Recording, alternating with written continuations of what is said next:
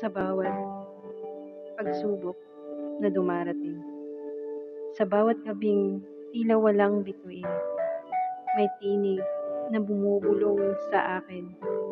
Anak, huwag kang matakot. Nandito ako. Huwag mong kalimutan. May mga araw na gusto ko nang sumuko.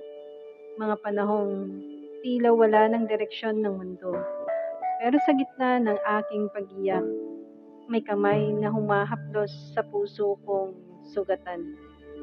Hindi ko man siya nakikita, hindi ko man siya naririnig, ngunit dama ko ang presensya sa bawat tibok ng aking dibdib.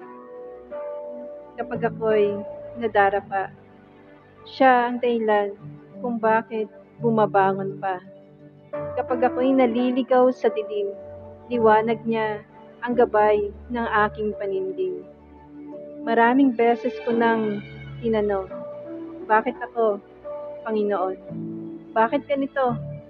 Bakit ganito ang nangyayari ngayon? Ngunit sa katahimikan ng panalangin, naroon ng sagot, anak, may dahilan ang lahat ng ito.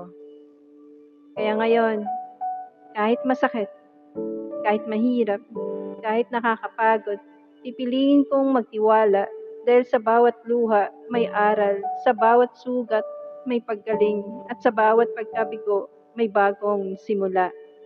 Tiwala lang sa may kapal na lumikha ng lahat, sa ating Panginoon na kailanman ay di nagkukulang, na patuloy na nagmamahal kahit minsan nakalimot tayong magdasal.